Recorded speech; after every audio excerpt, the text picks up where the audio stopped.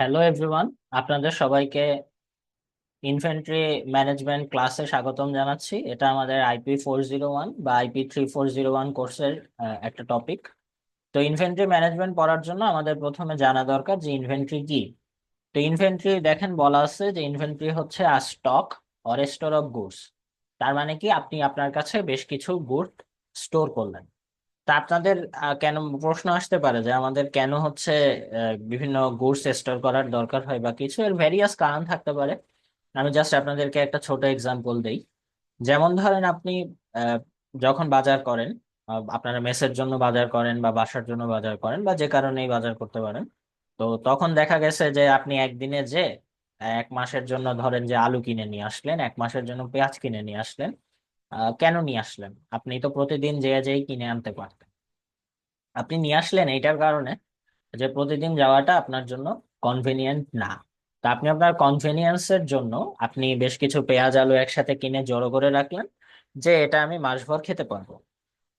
তো similar phenomena হতে পারে অন্যান্য বিভিন্ন ক্ষেত্রেও, যে ইনভেন্টরি বিভিন্ন কারণেই ক্যারি করা হতে পারে। আপনার ক্ষেত্রে যেমন কারণ হতে পারে কনভেনিয়েন্স, আবার আরো একটা কারণ হতে পারে আপনি জানলেন যে পেঁয়াজের দাম কিছুদিন পরে বেড়ে যাবে, তো আগে ভাগে পেঁয়াজ কিনে রেখে দিন।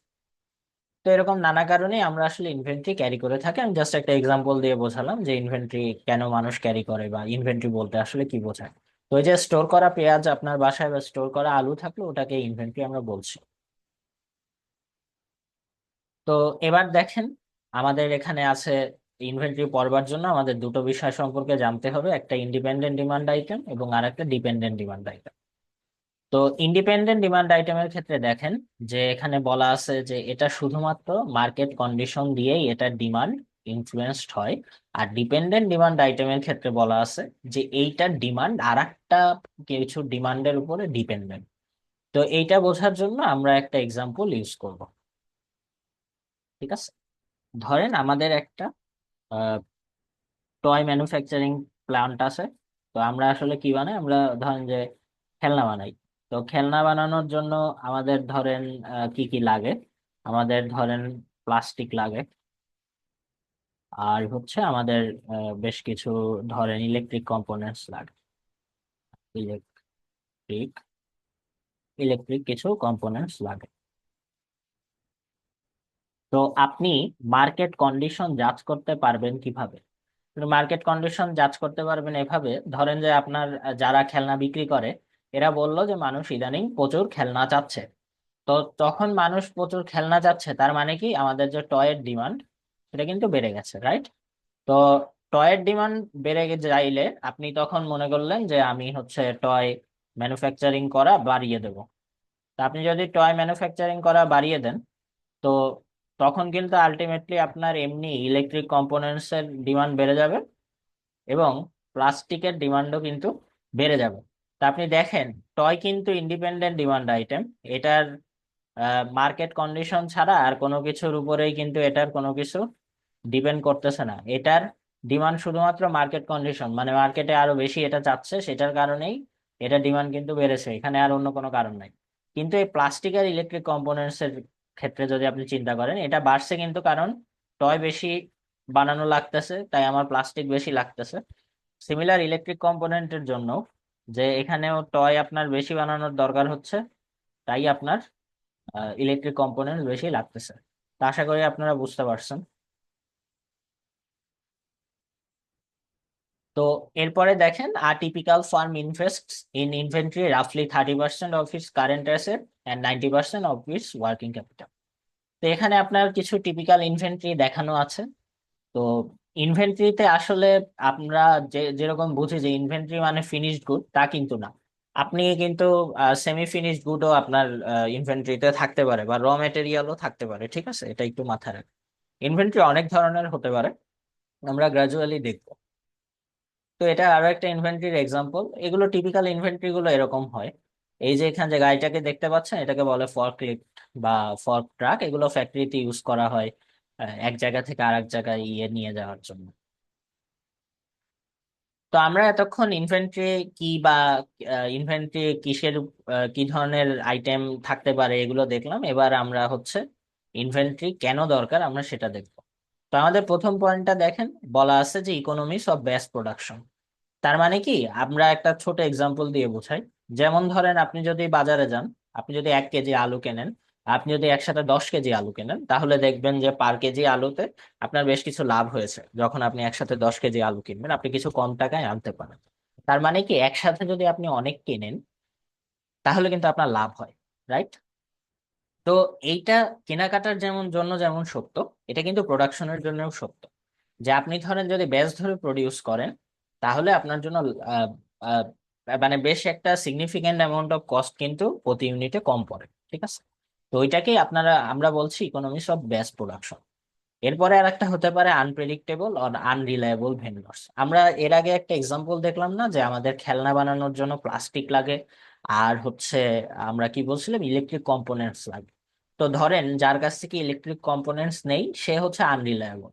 সে বলল যে 2 দিনের ভিতরে দিতে পারে, কিন্তু দেখা গেল যে সে দিল 5 দিন পরে।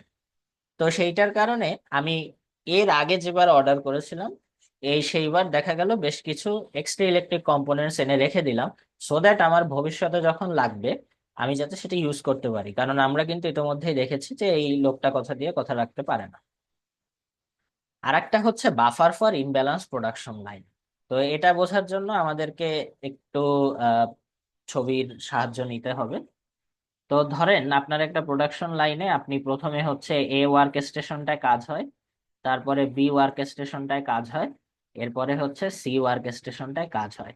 ধরেন এ আর বি এর আহ, যে ওয়ার্ক স্টেশন আছে, সেখানে একটা প্রোডাক্টের কাজ করার জন্য এতেও 10 সেকেন্ড লাগে, বিতেও 10 সেকেন্ড লাগে, আর সিতেও হচ্ছে, ধরেন সিতে 20 সেকেন্ড লাগে, ঠিক আছে? তো সিতে যদি 20 সেকেন্ড লাগে, তাহলে আপনার কিন্তু দেখা গেল যে আপনি এ থেকে প্রডিউস করে বিতে নিয়ে আসলেন, বিতেও আরামসে প্রডিউস করতে পারবেন। বাট সি এর জন্য কিন্তু আপনার ওভারঅল যে আউটপুটটা আছে সেটা কিন্তু পড়ে যাবে, ঠিক আছে? তো এইটার যাতে না হয়, সেই কারণে আমরা সি এক্সট্রা কিছু ম্যানুফ্যাকচার করে সি এর জন্য আমরা কিন্তু রেখে দিতে পারি, রাইট? যে আমরা এ আর বি আগে থেকে বানিয়ে কিছু কিছু রেখে দিতে পারি, এই কারণে যে সিতে যেহেতু এক্সট্রা টাইম লাগে, সুতরাং সি কে ট্যাকেল দেওয়ার জন্য আমরা হচ্ছে আহ, এই এ আর বি আগে থেকে বানিয়ে রেখে দিতে পারি। মানে সি হচ্ছে বেশিক্ষণ চলবে, কিন্তু এ আর বি কম সময় চলবে, ঠিক আছে? তো বুঝতেছেন, এদের হচ্ছে 10 সেকেন্ড 10 সেকেন্ড লাগে, সো এরা দ্রুত বানিয়ে ফেলবে। এই সি এর আগে কিন্তু এমনি কিছু ইনভেন্টরি জমা হয়ে বসে থাকবে যদি এরা ঠিকঠাক কাজ করে, কারণ ওর তো 20 সেকেন্ড লাগে। তো এটা সমাধান করার জন্য বেশ কিছু ওয়ে আছে। আপনি যদি এইখানে যদি আর একটা সি বসায় দিতে পারেন, তাহলে দেখবেন যে এখানেও আসলে 20 সেকেন্ডের ভিতরে, সি যদি 2টা স্টেশন হয়, তাহলে দেখবেন যে 20 সেকেন্ডের ভিতরে আসলে এখানেও 2টা প্রোডাক্টই তৈরি হচ্ছে। যাই হোক, ওটা আমরা পরে যখন লাইন ব্যালান্সিং দেখবো তখন সেগুলো দেখবো। জাস্ট এখন এটা বোঝার জন্য যে ইমব্যালেন্স প্রোডাকশন লাইনের জন্য আমাদের কিছু বাফার রাখতে হয়, হ্যাঁ। কারণ এই যে প্রোডাকশন লাইন ব্যালেন্স না তো, এক একটার সময় এক এক রকম।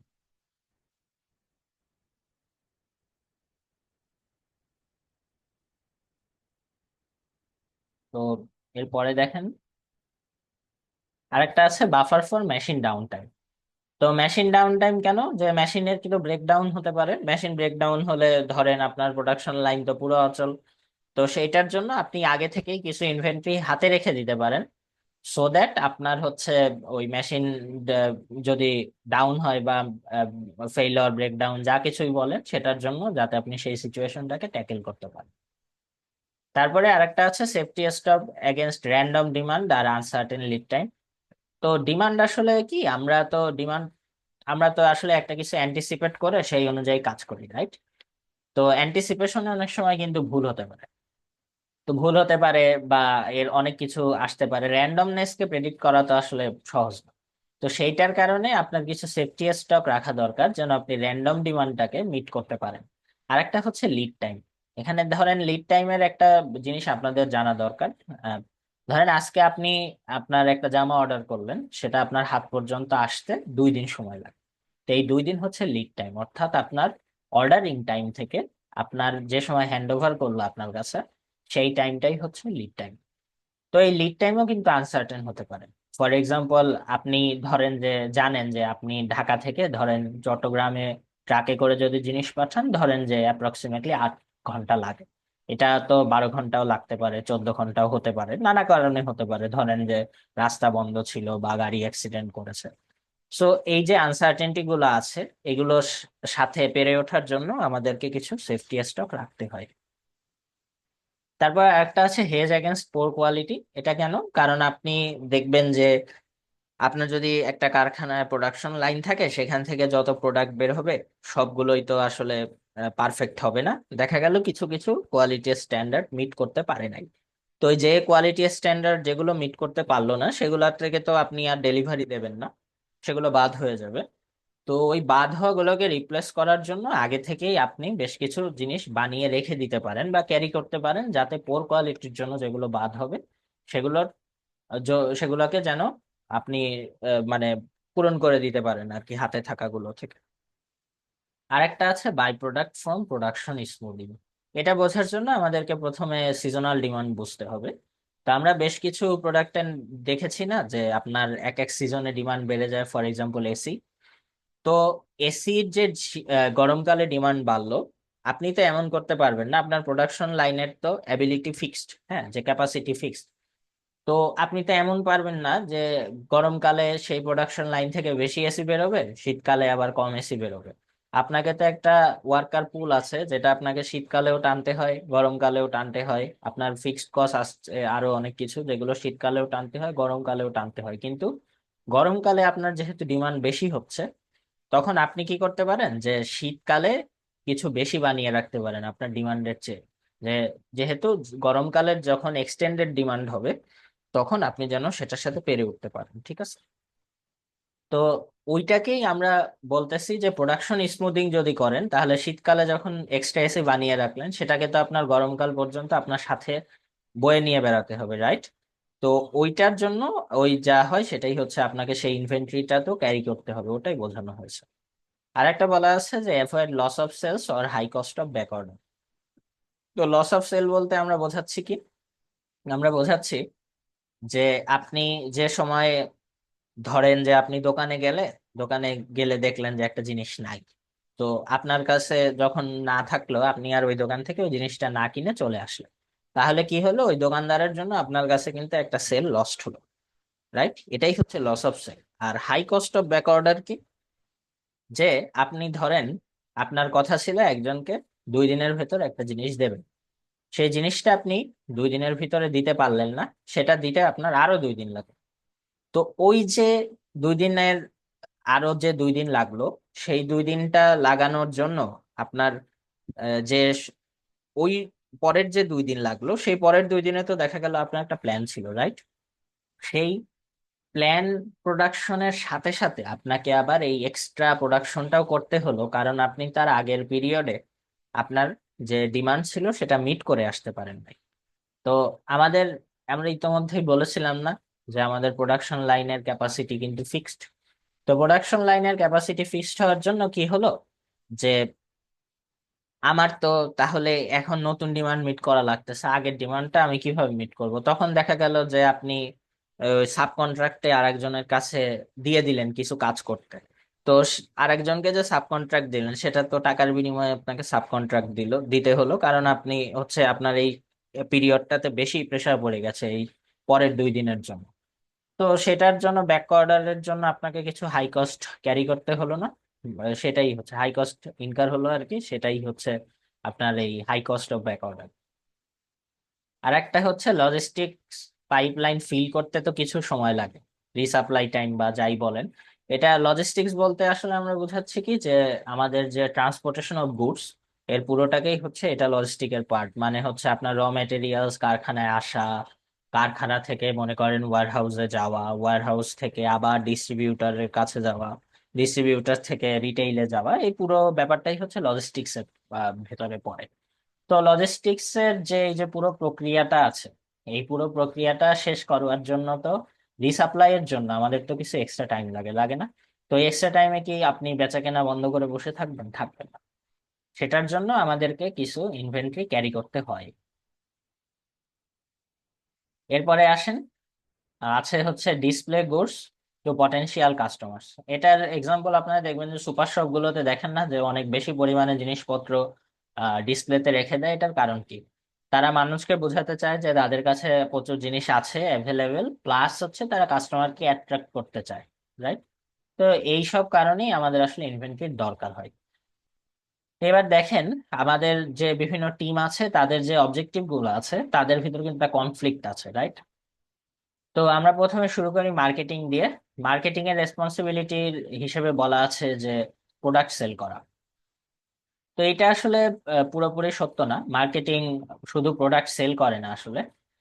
মার্কেটিং এর কাজ হচ্ছে আপনার যাতে প্রোডাক্ট সেল হয় সেই ধরনের পরিস্থিতি তৈরি করা, ঠিক আছে? যেমন হচ্ছে বিভিন্ন অ্যাডভার্টাইজ করা বা বিভিন্ন রকম ভাবে যাতে হচ্ছে মানুষজন প্রোডাক্ট কিনতে উৎসাহিত বা ডিমান্ড ক্রিয়েট করাটা আসলে মার্কেটিং এর কাজ। তো মার্কেটিং যখন বলে যে কিছু ইনভেন্টরি ক্যারি করেন, ওর ইনভেন্টরি ক্যারি করার দরকারটা কি, ও কেন ইনভেন্টরি ক্যারি করতে বলে?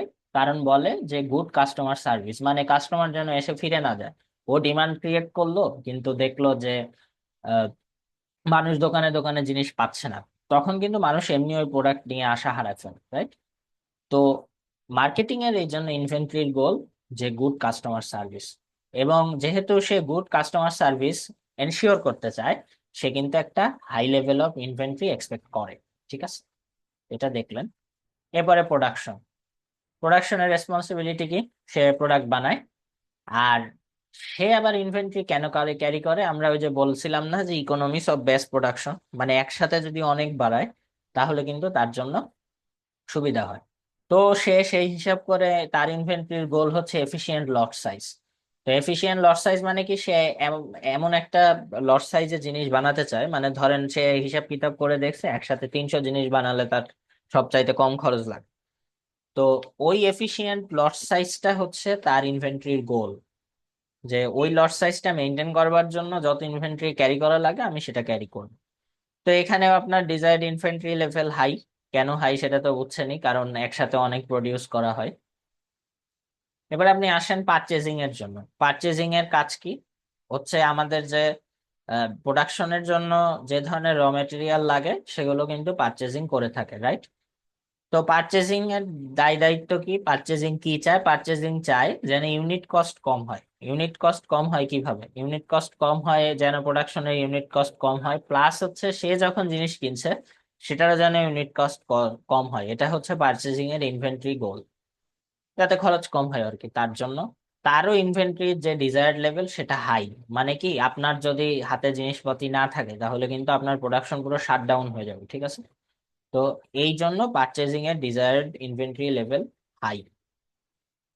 এবার আপনি ফিনান্সের কথা চিন্তা করেন। ফিনান্স হচ্ছে কি? ওয়ার্কিং ক্যাপিটাল, মানে আপনার যে সবগুলো প্রসেস চালানোর জন্য টাকা পয়সার দরকার হয় সেটা কিন্তু ফিনান্স দিয়ে থাকে। ফিনান্সেরও কিছু ইনভেন্টরি থাকে, অর্থাৎ কিছু টাকা সে সরিয়ে রাখে বা কিছু, সেটা কি জন্য? যে এফিশিয়েন্ট ইউজ অফ ক্যাপিটাল, সে ক্যাপিটালের এফিশিয়েন্ট ইউজ চায় সেটার জন্য। আর এখানে বেশি ইনভেন্টরি ক্যারি করার দরকার পড়ে না, কারণ আপনি তো জানেন যে ফিনান্সে সবকিছু হিসাব কিতাব করেই রাখা হয়। আনসার্টেনটির জন্য অল্প কিছু হয়তো ইনভেন্টরি সে ক্যারি করে থাকে। ওয়্যার হাউজিং যদি বলেন, অর্থাৎ ওই যে যেখানে স্টোর করে রাখা হচ্ছে বা কিছু, তো এটা রেসপন্সিবিলিটি প্রোডাক্ট স্টোরেজ। আর সে কি চায়? সে চায় এফিশিয়েন্ট ইউজ অফ স্পেস, মানে সে তার যতটুকু জায়গা আছে এটার ভিতরে যেন সর্বোচ্চ পরিমাণে প্রোডাক্ট স্টোর করতে পারে। তো তারও খুব বেশি ইনভেন্টরি ডিজায়ার্ড না, তার দরকার নাই। কারণ হচ্ছে আপনি যত বেশি ইনভেন্টরি ক্যারি করবেন ওয়্যার হাউসের জন্য, তাইলে দেখবেন যে আপনার খরচ বেড়ে গেছে, রাইট? আর ইঞ্জিনিয়ারিং এর কাজ হচ্ছে কি? প্রোডাক্ট ডিজাইন করা এবং অবসোলিট কাজ কারবার যেন না হয় সেটাও তো দেখা। হ্যাঁ, ধরেন আপনি একসাথে অনেক একই মডেলের মোবাইল বানিয়ে রাখলেন অত পরিমাণে, তো দেখবেন যে 5 বছর পরে হয়তো ওই মোবাইলটা অবসোলিট হয়ে যাবে, রাইট? তো সেটা যেন না হয়, সেটা হচ্ছে ইনভেন্টরির গোল থাকে। মানে ও অনেক বেশি ইনভেন্টরি রাখতে দিতে চায় না এই কারণে যে প্রোডাক্টটা ততদিন আউটমোডেড হয়ে যেতে পারে, রাইট? তো এটারও ডিজায়ার্ড ইনভেন্টরি লেভেল লো, কারণ হচ্ছে না হলে আহ, মানে যত ইনভেন্টরি কম হবে তত মানেই তো সে নতুন নতুন ডিজাইনের প্রোডাক্ট নিয়ে আসতে পারবে, ঠিক আছে? তো এগুলোই হচ্ছে কনফ্লিক্টিং অবজেক্টিভ টিমগুলোর ভেতরে। তো এখানে ভ্যারিয়াস টিমের কথা বলা হয়েছে, এগুলো মেইনলি ডিপার্টমেন্ট।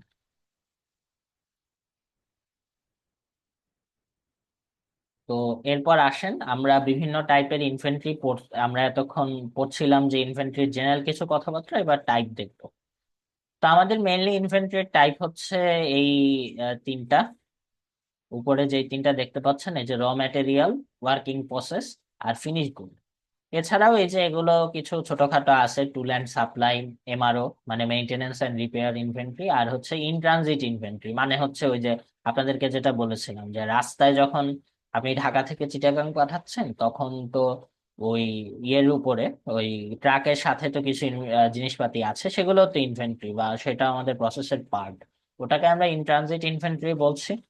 মেনটেনেন্স এন্ড রিপেয়ারের জন্য আমরা কিছু ইনভেন্টরি রেখে দিই, যেমন আপনি ধরেন যে এখানে গাড়ির জন্য বলা হয়েছে, দেখতে পাচ্ছেন গাড়িতে, যাদের গাড়ি আছে জানেন আপনারা হচ্ছে ব্রেক অয়েল, গিয়ার অয়েল, এগুলো আপনারা কিনে রাখেন, অনেকে অনেকে স্পেয়ার টায়ার থাকে পিছনে, তারপরে আহ, আরো কিছু থাকে, ওই জক থাকে, লেন্স থাকে, এগুলো থাকে গাড়িতে।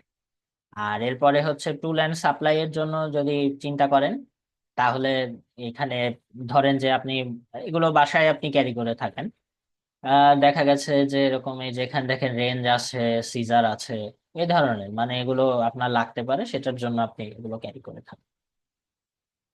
তো এবার আসেন আমরা মেইন টাইপ গুলো সম্পর্কে জানি।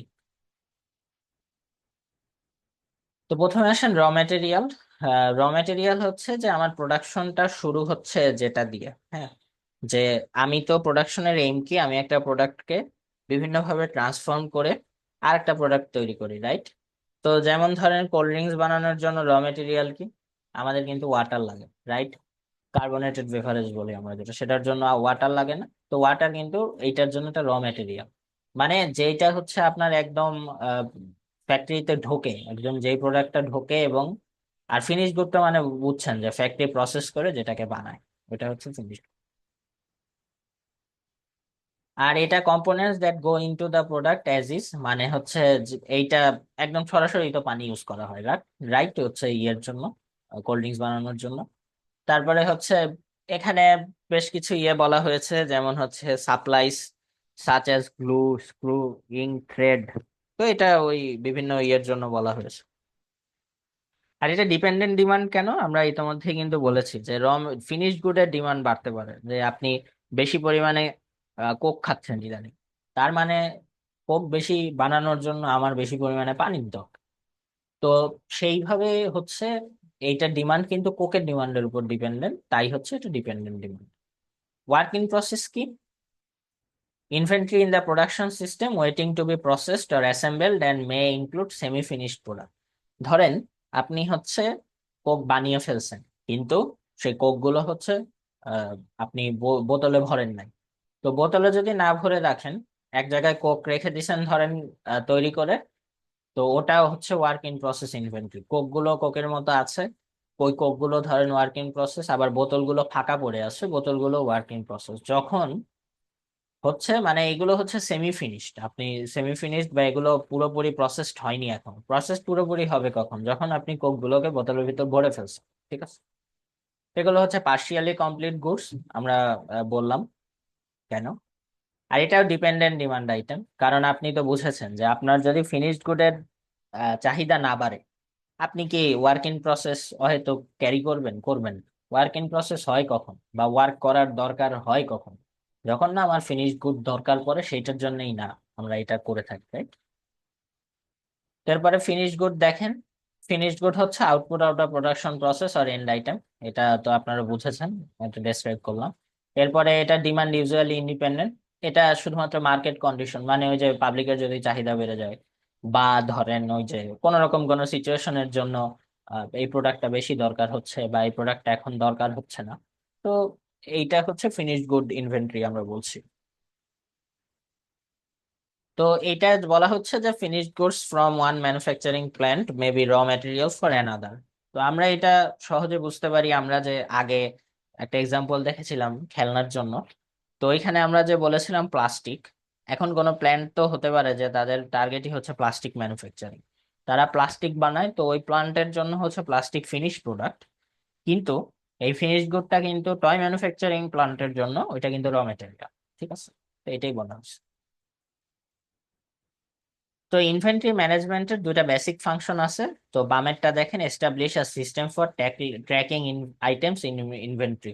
মানে কি, যে আপনার ইনভেন্টরিতে যে আইটেম গুলো আছে সেগুলোকে যাতে এক্স্যাক্টলি ট্র্যাক করা যায়। এক্স্যাক্টলি ট্র্যাক করার দরকার কি, কারণ আপনি এফিশিয়েন্টলি ম্যানেজ করতে চান। সেইটার জন্য আপনার একটা সিস্টেম তৈরি করা, সেটা হচ্ছে এটার একটা বেসিক ফাংশন। আর একটা বেসিক ফাংশন হচ্ছে যে making decisions regarding when to order and how much to order. তো আপনি যদি আপনার মানে ইনভেন্টরির আপনি কেন রাখতেছেন, ওই যে বলছিলাম না আমরা যে আনসার্টেনটি ট্যাকেল করা বা এই ধরনের নানা কারণের জন্য। তো এইটার জন্য আপনাকে তো জানতে হবে যে আপনি কতটুকু ইনভেন্টরি রাখবেন বা কতটুকু রাখবেন না। আপনাকে কখন অর্ডার করলে দেখা গেছে যে আপনার হোল্ড করতে হয় সবচেয়ে কম টাইম, বা কতটুকু আপনার অর্ডার করা উচিত যাতে আপনার খরচ খুব বেশি না পড়ে। তো এইসব ডিসিশন গুলো নেওয়াও হচ্ছে ইনভেন্টরি ম্যানেজমেন্টের পার্ট। তো ইনভেন্টরির সাথে বেশ কিছু কস্ট অ্যাসোসিয়েটেড আছে। প্রথমে হচ্ছে প্রকিউরমেন্ট কস্ট। তো প্রকিউরমেন্ট মানে তো বোঝেন যে একটা জিনিস কিনতে যেই খরচটা লাগে। তো ইনভেন্টরির ভবিষ্যতে আমরা যত ক্যালকুলেশন দেখব, মানে এরপরে যেটা দেখবো ইকোনমিক অর্ডার কোয়ান্টিটির জন্য, সেখানে আমাদের এই প্রকিউরমেন্ট কস্টটা এটা কনসিডার্ড হবে না। ঠিক আছে, আমরা এরপরে দেখবো। তারপরে হচ্ছে set up cost. Set up কস্টে বলা আছে, দেখেন যে the cost involved in preparing equipment for a job. তো সেট আপ কস্ট বলতে কি, ধরেন আপনি একটা প্রোডাকশন লাইনকে যদি রেডি করতে হয়, তাহলে মেশিনগুলো সেট আপ করতে হয় না? মেশিনগুলো সেট আপ করার অর্থ কি, ধরেন যে এই একই প্ল্যান্ট থেকে ধরেন আপনি বিভিন্ন ভোল্টের ব্যাটারি তৈরি করেন। তো যে সময় যে সেটআপ দিয়ে আপনি 12 ভোল্টের ব্যাটারি তৈরি করেন, সেই সেম সেটআপ দিয়ে তো আপনি 4 ভোল্টের ব্যাটারি তৈরি করতে পারবেন না, রাইট? 4 ভোল্টের ব্যাটারির জন্য দেখা যাবে যে মেশিনের প্যারামিটার চেঞ্জ করা লাগছে, বা ওই দেখা গেছে ওই ব্যাটারির সাইজ ছোট, সেটার কারণে আপনাকে ডাই চেঞ্জ করা লাগতেছে, বা এরকম অনেক কিছু হতে পারে। তো সেই যে সেটআপ, পুরোটা সেটআপের জন্য তো আমাদের একটা কস্ট যায়, সেটাকে আমরা বলছি সেটআপ কস্ট। এরপরে হচ্ছে হোল্ডিং কস্ট, যেটাকে হচ্ছে ক্যারিং কস্ট বলা যায়। এটা হচ্ছে কোন কস্টটা, যদি ধরেন আপনি ওয়্যারহাউসে একটা আইটেম স্টোর করে রাখেন, সেটার জন্য আপনার একটা খরচ যায় না? সেটা কি জন্য হতে পারে? সেটা নানা কারণে হতে পারে, যেমন ওয়্যারহাউসে জিনিস যাতে পুড়ে টুরে যায় বা অন্য কারণে ক্ষতিগ্রস্ত যাতে না হয়, সে কারণে আমরা একটা ইন্স্যুরেন্স করাই। সেটার জন্য খরচ হতে পারে। ওয়্যারহাউস মেনটেন করা মানে এটার জন্য আপনার সিকিউরিটি দেওয়া, বা বা কিছু প্রোডাক্ট আছে যেটার ওয়্যার হাউসে স্পেশাল ব্যবস্থা লাগে, যেমন হচ্ছে আপনি ধরেন যে পেরিশেবল গুড বলেছিলাম আগে, বা না বলে থাকলে এখন বলি, যে পেরিশেবল গুড কি, যে এই জিনিসপাতিগুলো হচ্ছে নষ্ট হয়ে যায়, এগুলো বেশি দিন সংরক্ষণ করা যায় না, যেমন হচ্ছে ফল, সবজি, এগুলো। হ্যাঁ। তো পেরিশেবল গুড গুলো যদি আপনাকে কোনো জায়গায় স্টোর করতে হয়, সেখানে অবশ্যই কোল্ড স্টোরেজ লাগে না? কারণ না হয়তো সেগুলো নষ্ট হয়ে যায়। তো কোল্ড স্টোরেজের জন্য আপনার ওই যে বরফ টরফের ব্যবস্থা করা বা সেটার জন্য তো একটা কস্ট ক্যারি করা লাগে, রাইট? তো এইটাই হচ্ছে আমাদের হোল্ডিং বা ক্যারিং কস্ট। এরপরে আর একটা কস্ট আছে, অর্ডারিং কস্ট। অর্ডারিং কস্ট কি, cost of ordering and receiving inventory. তার মানে কি, আপনি ধরেন আরেকজনকে যে অর্ডার দিবেন, যে ভাই আমাকে এই এতগুলো জিনিস দিয়ে যান, ওই অর্ডারটা করার জন্য তো একটা কস্ট আছে। আপনাকে ধরেন একটা ফোন কল করা লাগে, এটা খুবই ছোট একটা কস্ট যদিও, বাট আমি বোঝাচ্ছি যেটার জন্য ধরেন যে সেটা ফোন কল করার জন্য আপনার একটা খরচ আছে। তারপরে ধরেন জিনিসটা আপনার পর্যন্ত যে নিয়ে আসতে হবে, সেই নিয়ে আসাটাও তো একটা পরিবহন বা যে কোনো কিছু আপনাকে ব্যবহার করতে হবে। তো সেই ব্যবহার করবার জন্য যে কস্টটা যায়, সেটা ওই অর্ডারিং কস্টের ভেতরেই পড়ে। বাংলাদেশে সাধারণত সাপ্লায়ারই আপনার পর্যন্ত পৌঁছে দেয়, বাইরের দেশে এমনটা হয় না। সাপ্লায়ারের হাত থেকে চলে যাওয়ার পরে আপনার পর্যন্ত পৌঁছানোর দায়িত্বটাও আপনার, ওটা বাইরের দেশে সাপ্লায়ার নেয় না। আর একটা হচ্ছে শর্টেজ কস্ট। আমরা এর আগে দেখলাম না যে আপনি হচ্ছে ডিমান্ড যদি মিট করতে না পারেন, বা আপনার যদি ডিমান্ড হচ্ছে সাপ্লাইয়ের চেয়ে বেশি হয়ে যায়, তাহলে মানুষ এসে আপনার থেকে ফিরে যাবে, সেটার কারণে আপনার একটা ব্যবসার লস হবে। কি ধরনের লস হবে? যে আপনার হচ্ছে সুনাম নষ্ট হতে পারে, প্লাস হচ্ছে আপনি সেল করার সুযোগ থেকেও কিন্তু বঞ্চিত হলেন, রাইট? তো এবার আমাদের ইনভেন্টরি ম্যানেজের জন্য বেশ কিছু সিস্টেম আছে, বা আমরা হচ্ছে ইনভেন্টরি মনিটরের জন্য যে সিস্টেম গুলো আছে আমরা সেগুলো দেখবো। একটা হচ্ছে পিরিয়ডিক সিস্টেম, আর একটা হচ্ছে পারপিচুয়াল ইনভেন্টরি সিস্টেম। তো পিরিয়ডিক সিস্টেমের জন্য আপনি দেখেন এখানে বলা আছে যে physical count of items in inventory made at periodic intervals. এটার এক্সাম্পল আপনি খুব সহজে বুঝতে পারেন। আপনি ধরেন আপনি যেই রিটেল শপগুলো আপনার আশপাশে দেখেন, মানে মুদি দোকানগুলো দেখেন, এখানে কি হয়, 2-3 দিন পর পর এক একটা কোম্পানির ডিস্ট্রিবিউটার থেকে লোক আসে, রাইট? ধরেন আজকে নেসলে থেকে লোক আসছে, এসে জিজ্ঞাসা করে যে আপনার কি ম্যাগি নুডলস লাগবে নাকি। তো তখন ওই দোকানদার দেখে যে ম্যাগি নুডলস তার কাছে কয় পিস আছে, সেইটা অনুযায়ী সে ধরেন দোকানে স্টোর করে 20 পিস ম্যাগি নুডলস, এখন তার কাছে আছে 5 পিস, সে বলে যে 15 পিস দিয়ে চলে যান। তো দেখেন ওই দোকানদার কিন্তু তার কাছে কতগুলো ম্যাগি নুডলস থাকছে এটা কিন্তু প্রতি 3 দিন পর পর তার চেক করা হয়। কখন সে চেক করে? যখন হচ্ছে ওই যে ডিস্ট্রিবিউটারের লোক আসে। ঠিক আছে, এইটা হচ্ছে পিরিয়ডিক সিস্টেম। মানে আপনি আপনার ইনভেন্টরিটাকে চেক করতেছেন একটা সার্টেন টাইম ইন্টারভেল পর পর। ঠিক আছে, আর এটা কি, এখানে কিছু রিস্ক থেকে যায়, যেমন এটা হচ্ছে এই কারণে ভালনারেবল যে ড্রাস্টিক্যালি যদি ওই টাইম ফ্রেমের মাঝখানে ইনভেন্টরি চেঞ্জ হয়ে যায়, তো সেইটার জন্য হচ্ছে ভালনারেবল। হ্যাঁ,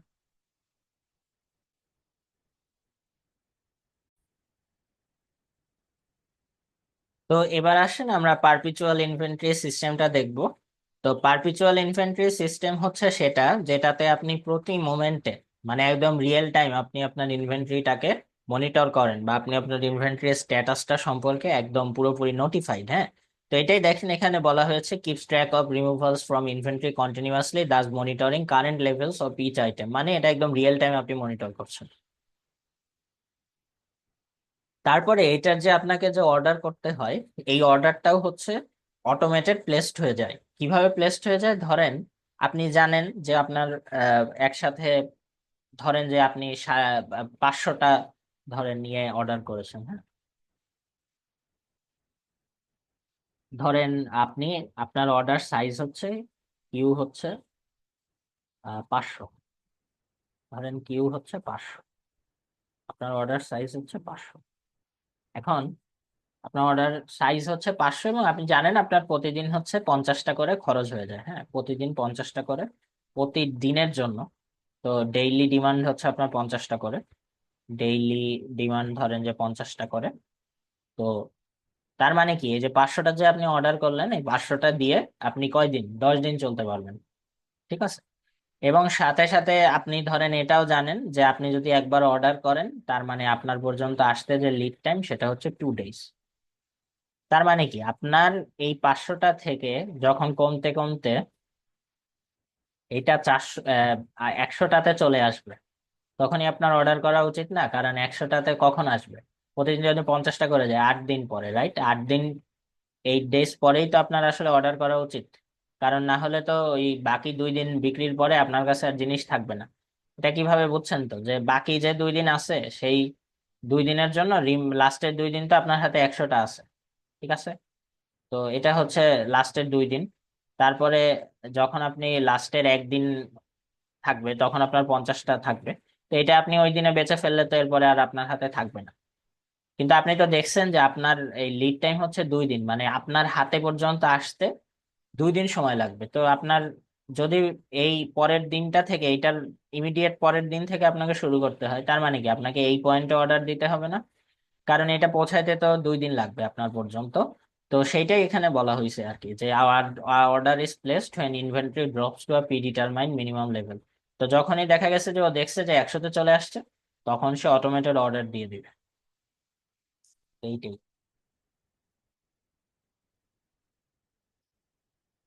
এটা হচ্ছে বেশ কিছু তরফে এটা করা যেতে পারে মনিটর। তো এখানে বলা হয়েছে যে ইউনিভার্সাল প্রোডাক্ট কোড বা বার কোড এগুলো ইমপ্লিমেন্ট করে আইটেম গুলোকে ট্র্যাক করা যেতে পারে। বারকোড ইনফ্যাক্ট এখন খুবই আপনার হচ্ছে প্রিভ্যালেন্ট, রাইট? আপনি বিভিন্ন জায়গায় দেখতে পারেন, সুপার শপ সবগুলোতে বারকোড ইউজ করে, দেখছেনই তো। পয়েন্ট অফ সেল সিস্টেম এটাও আরেকটা মানে রিয়েল টাইম আপনার ইনভেন্টরি যাতে মনিটর করা যায় সেটার জন্য যে ব্যবস্থাটা, সেটাই পয়েন্ট অফ সেল। তো এবার আমরা ইনফ্যান্ট্রি ক্লাসিফিকেশন সিস্টেম দেখব। তার মানে হচ্ছে আপনার ধরেন আপনার বিভিন্ন টাইপের প্রোডাক্ট থাকতে পারে, তো প্রত্যেকটার জন্য তো আপনার আসলে সেম ডিগ্রি অফ কন্ট্রোলের দরকার নাই, তাই না? কিছুর ইনভেন্টরিকে টাইটলি কন্ট্রোল করা দরকার, টাইটলি মনিটর করা দরকার, কিছুকে মডারেটলি মনিটর করতে পারেন, আর কিছুকে ধরেন যে অত মনিটরের দরকার নাই। ফর এক্সাম্পল, আপনি যদি এমন কোনো কাস্টমার হারান যে আপনাকে ধরেন যে $20,000 জিনিস কিনতো, আবার এমন একজনকে হারাইলেন যে $100 জিনিস কিনতো, দুইটার জন্য তো মানে দুইজন কাস্টমারকে ট্রিট করার ওয়ে তো আপনার জন্য দুই রকম হবে, রাইট? কারণ $20,000 যিনি আপনার থেকে কিনতেন তার কাছ থেকে আপনি অনেক বেশি লাভ করতেন, সুতরাং তারে হারানোর রিস্ক বেশি, তাই না?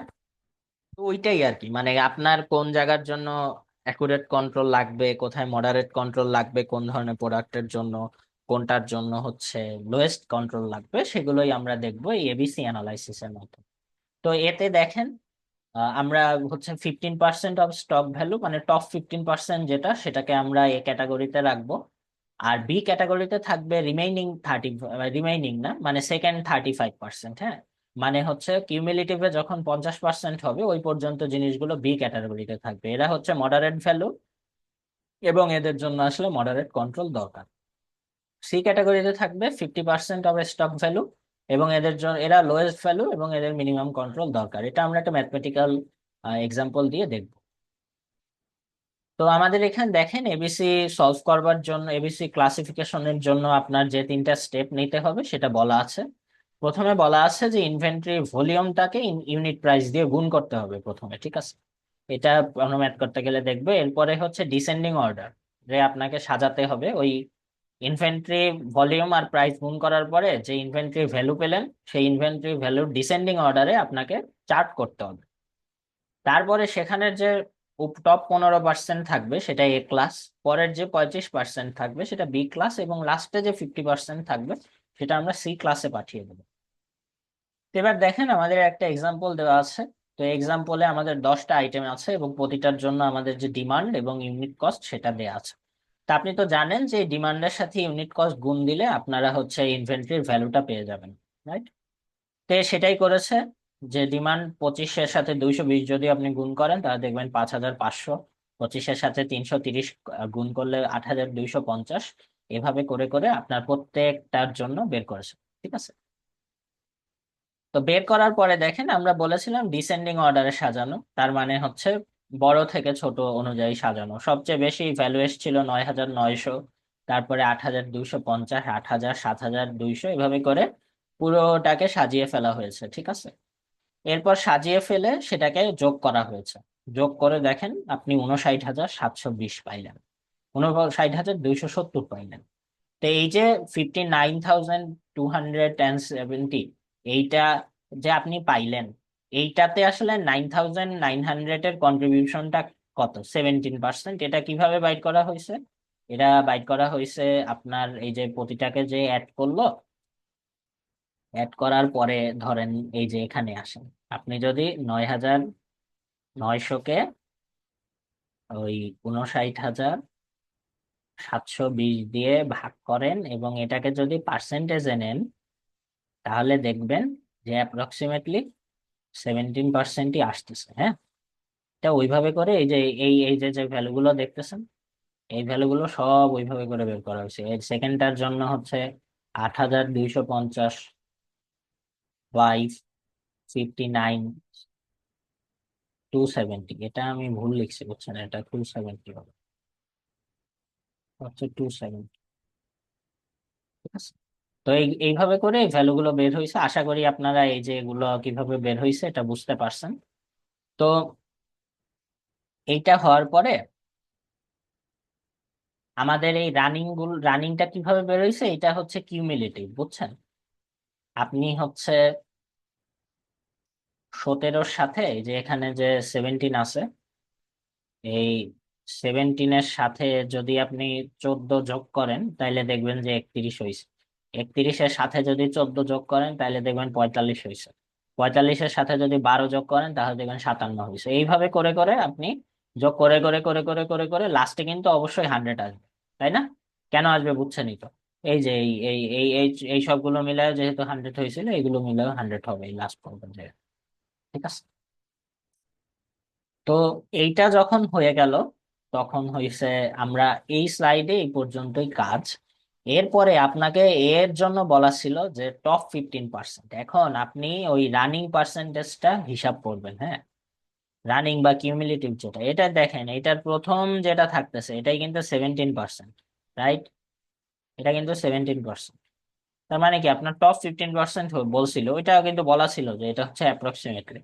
তো আপনি তো এটার পার্শিয়াল নিতে পারবেন না, এটা পুরোটাই নিতে হবে। তার মানে আপনার এ ক্যাটাগরিতে টপ 15%-এর জন্য শুধুমাত্র এই যে আইটেম নাম্বার 8 এটাই পড়বে, আর পড়বে না কিন্তু কিছু। তারপরেরটা আপনি খুঁজতে খুঁজতে চলে যাবেন যে কিউমুলেটিভ কোথায় 50 আসছে। এখানে দেখেন 45 আসছে, এখানে দেখেন 57 আসছে, তার মানে 50 আসছিল মাঝখানে, রাইট? কিন্তু এখানে তো ওই যে আমরা যেটা বললাম যে আপনি কোথায় কোন পয়েন্টে 50 আসছে এটা তো জানেন না। এটাকে কি পার্ট করে আপনি নিতে পারবেন যে 50-এর জন্য 9-এর হচ্ছে এই এত অংশ হচ্ছে কাজ করবে, মানে এটাকে আপনি ভাগ করবেন? সেটা তো আসলে হবে না, রাইট?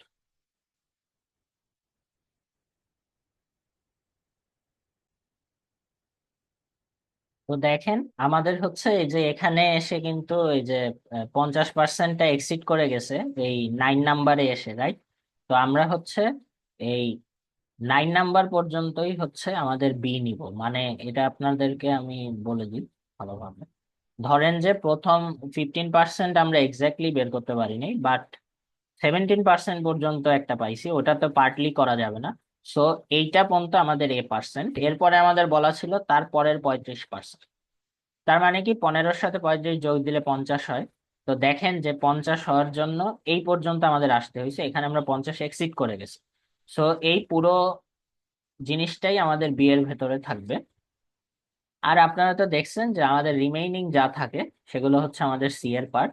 সো সেইটা অনুযায়ী এর প্রতিটাই হচ্ছে সি হয়েছে। ঠিক আছে, আশা করি আপনারা বুঝতে পারছেন। তো এইখানে হচ্ছে কালারের মাধ্যমে দেখানো হয়েছে, সেটাই বলা হয়েছে যে 15% এ ক্লাসে, তারপরের 15% বি ক্লাস, এন্ড বটম 50% হচ্ছে সি ক্লাস। তো দেখেন এইখানে মার্জিনালি সারপাসিং, আমি যেটা বলছিলাম যে এইটা কিন্তু 50টা মানে এক্সিড করে গেছে। এইটা পর্যন্ত যদি আপনি নিতেন তাহলে কিন্তু 50 পর্যন্ত আসতোই না। ঠিক আছে, আবার এইটা দিলে এক্সিড করে গেছে। তা আমরা এখানে এই যেখান পর্যন্ত এক্সিড করে গেছে ওইটাকেও আসলে ইনক্লুড করতেছি। তো ইনভেন্টরির প্রয়োজনীয়তা বা নিড কিভাবে আমাদের হচ্ছে রিডিউস করা যায়, এলিমিনেট তো করা যাবে না, আমরা রিডিউস করতে পারি সেরকম কিছু জিনিসপাতি বলা আছে। প্রথম পয়েন্টটাই হচ্ছে ইউজিং স্ট্যান্ডার্ডাইজ পার্টস। হ্যাঁ, এটা আপনি কিভাবে হইতে পারে? যেমন মনে করেন যে আপনি ধরেন একটা গাড়ি কিনছেন, হ্যাঁ, গাড়ি কিনছেন কিন্তু সেখানে আপনার গাড়ির যে পার্টস গুলো আছে সে পার্টস গুলো হচ্ছে খুবই ইউনিক। ঠিক আছে, পার্টস গুলো স্ট্যান্ডার্ড না কিন্তু এগুলো ইউনিক।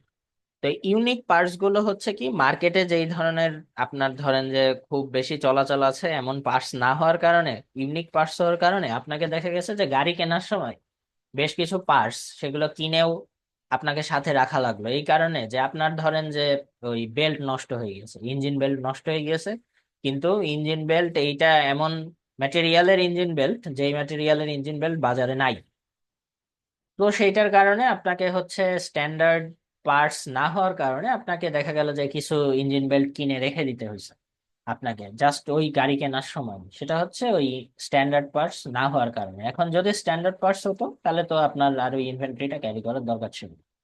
সেটা আমি গাড়ির জন্য বললাম, এটা মেশিনের জন্য অ্যাপ্লিকেবল। মেশিনে ধরেন যে থ্রেড লাগে, তো আপনার যদি স্ট্যান্ডার্ড থ্রেড ইউজ করে তাইলে আর দেখা গেছে যে বাজারে সেটা অ্যাভেলেবল, আপনারা সেই থ্রেড জোগাড় করে রাখার প্রয়োজন হয়।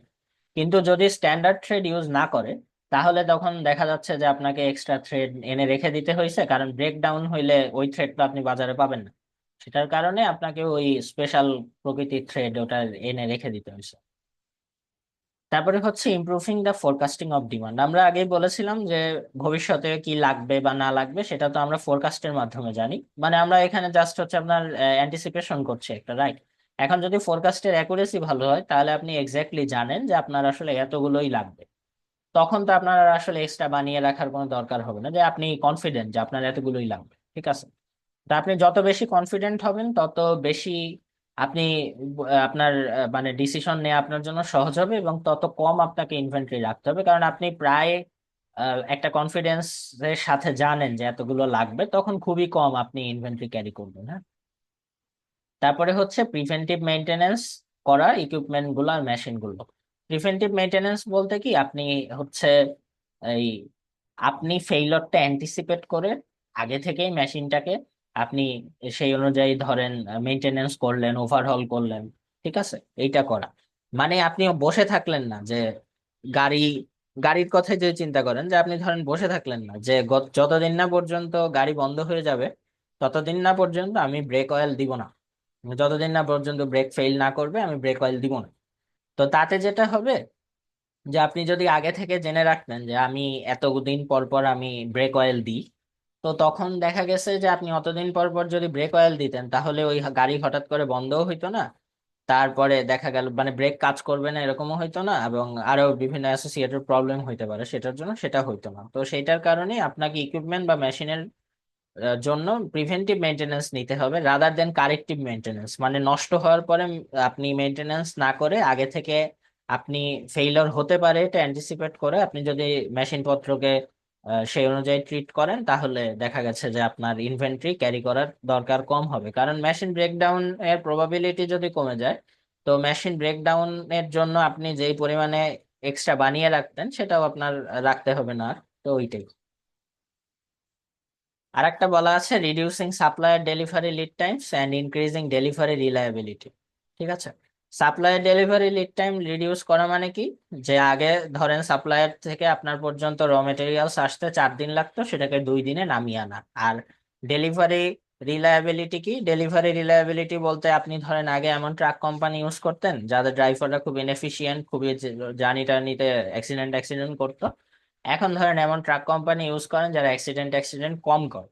তো সেটার কারণে কি হবে, আপনি যেই টাইমটা অ্যান্টিসিপেট করেন আপনার পর্যন্ত আসতে বা আপনার থেকে একটা জিনিস অন্য মানুষ পর্যন্ত পৌঁছাতে, সেটা মোটামুটি মানে সেটা মিট আপ করতে পারে। হ্যাঁ, তো ওই ডেলিভারি রিলায়েবিলিটিটাও বাড়ানোর দরকার। রিলায়েবিলিটি মানে তো বোঝেন, নির্ভরযোগ্য বা এই ধরনের আর কি। আরেকটা হচ্ছে utilising reliable supplier and improving the relationship in the supply chain. আপনারা এই জিনিসটা দেখছিলেন আগে যে আমরা বলেছিলাম যে আনরিলায়েবল ভেন্ডর। হ্যাঁ, তো এখন এখানে বলা হচ্ছে আনরিলায়েবলের জায়গায় যদি রিলায়েবল ভেন্ডর হয় তাহলে আপনার তো আর ইনভেন্টরির দরকার হবে না, কারণ আপনি জানছেন যে সে যদি বলে থাকে যে 2 দিনের ভিতরে আপনার পর্যন্ত জিনিস এসে পৌঁছাবে, তার মানে 2 দিনের ভেতরেই পৌঁছাবে। তা আপনার আর ওই আগে থেকে আনসার্টেনটি মিট আপ করবার জন্য আপনাকে হচ্ছে এক্সট্রা ইনভেন্টরি ক্যারি করার দরকার হবে না। আর একটা হচ্ছে কি, রিলেশনশিপ, সাপ্লাই চেনের রিলেশনশিপটা মেনটেন করা, এটার আপনারা সবচাইতে ভালো উদাহরণ দেখবেন হচ্ছে জাপানি যে কার ম্যানুফ্যাকচারিং কোম্পানিগুলো আছে না, যেমন হচ্ছে টয়োটা। টয়োটা হচ্ছে এক একজন সাপ্লায়ারের সাথে 50 বছর 60 বছরের জন্য চুক্তি করে। এই চুক্তিটা করে এই জন্য তারা ওই কোম্পানিটাকে ট্রাস্ট দিতে চায় যে আমরা তোমাদের সাথে আছি, এবং তোমরা আসলে আমার ব্যবসার হচ্ছে একটা পার্ট। হ্যাঁ, এতে যেটা হয় যে আপনি যখন আরেকটা মানুষকে ভ্যালু দিচ্ছেন, টয়োটার মতো কোম্পানি যখন আপনি ধরেন একজন সাপ্লায়ার, সে তো দেখা গেছে ওটার তুলনায় কিছুই না, তা আপনি যখন তাকে ভ্যালু দিচ্ছেন তার দিকটা আপনি দেখছেন, 50 বছর 60 বছরের জন্য তার মতো একটা কোম্পানির সাথে চুক্তি করে রেখেছেন আপনি। তো এই রিলেশনশিপ গুলো আসলে কাজে দেয়। হ্যাঁ, রিলেশনশিপ গুলো কাজে দেয় এবং আপনি তখন হচ্ছে মোটিভেটেড থাকেন যেন হচ্ছে ওই আরেকজনের জন্য করা যায়। তো সেটাই মানে শুধুমাত্র সাপ্লাই চেইনে আপনি তো একটা পার্ট, আপনি যেন অন্যদের ও যাতে সুবিধা হয় ওই দিকটা দেখেন, আপনি শুধু আপনার দিকটাই না দেখেন। হ্যাঁ, এরপরে আরেকটা আছে restructuring the supply chain so that the supplier holds the inventory. তার মানে কি, মানে এমন ভাবে সাপ্লাই চেইনটা ডিজাইন করলেন যে র ম্যাটেরিয়াল নিয়ে এসে আর আপনার ফ্যাক্টরিতে স্টোর করা লাগে না, এইটা ওই সাপ্লায়ারের কাছে স্টোর থাকে। হ্যাঁ, আপনার কাছে এমন সময় পৌঁছায় যে যে সময় থেকেই আপনি প্রোডাকশন শুরু করে দিতে পারেন, আপনার আর এখানে জিনিসটা নিয়ে এসে হোল্ড করা লাগে না। এতে আপনার ওই যে ফ্যাক্টরিতে আপনার যে ওয়্যার হাউসে রাখা লাগতো ওই র ম্যাটেরিয়াল সেটা আর রাখা লাগছে না। হ্যাঁ, আরেকটা হচ্ছে developing simpler product designs with fewer parts. তো পার্টস যদি আপনার কম হয় তাহলে আপনার সেই সব পার্টসের জন্য ইনভেন্টরিও কম হবে, পার্টস বেশি হলে সেটার জন্য ইনভেন্টরি বেশি হবে। আর ডিজাইন যদি সিম্পল হয় তাহলে কিন্তু আপনি অ্যাভেলেবেল পার্টস পাবেন, ওই যে যেটা আগে বলেছিলাম। আর ডিজাইন যদি খুবই কমপ্লেক্স হয়, আপনার অনেক বেশি কম্পোনেন্টস বা পার্টস থাকে, তখন কিন্তু আপনার ইনভেন্টরিও বেশি ক্যারি করা লাগবে এবং তখন আপনার ফেইলারের প্রবাবিলিটিও বাড়বে, কারণ এক একটা পার্টের তো রিলায়েবিলিটি এক এক রকম। তো সেটার কারণে পার্ট যত বেশি হবে ওভারঅল সিস্টেমের রিলায়েবিলিটি কমবে তত, এবং তাতে কিন্তু ফেইলারের প্রবাবিলিটি বাড়বে। হ্যাঁ,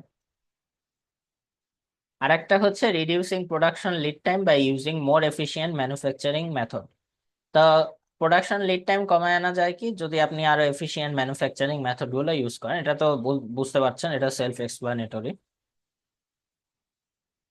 আসেন এবার হচ্ছে আমরা ইনভেন্টরি সাইকেল দেখি।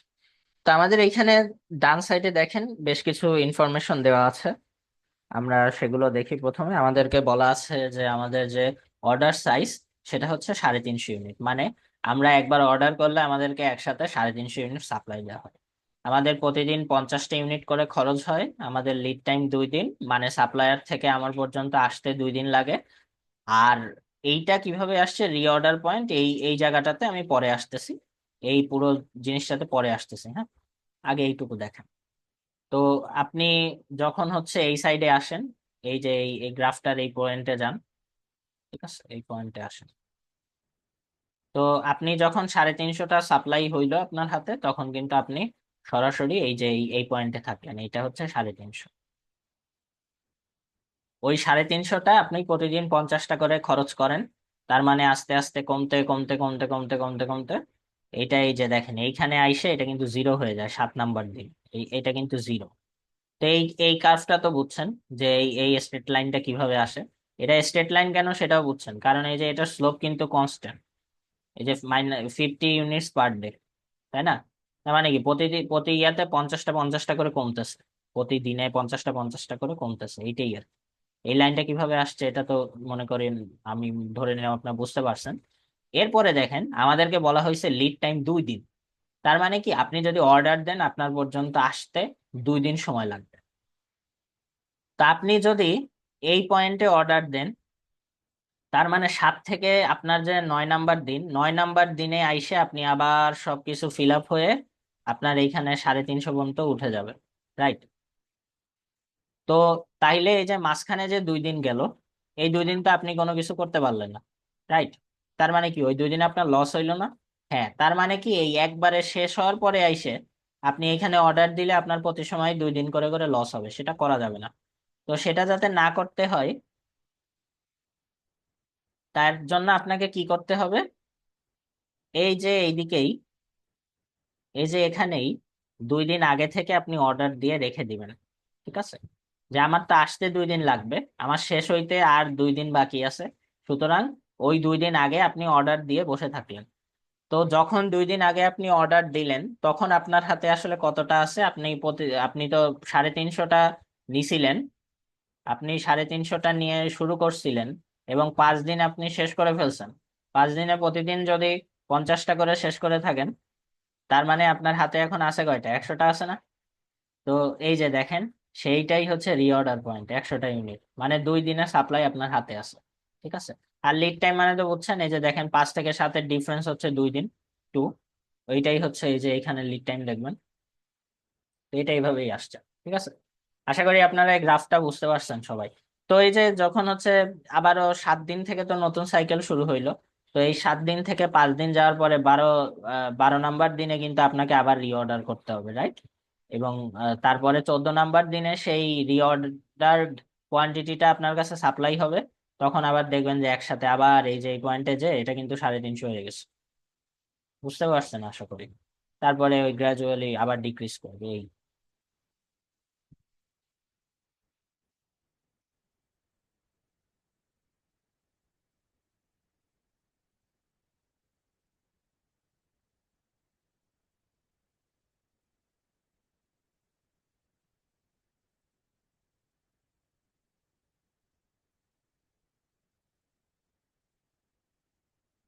এবার আসেন আমাদের ইনভেন্টরি কস্ট কার্ভ, এটা সম্পর্কে আমরা একটু জানাশোনা করব।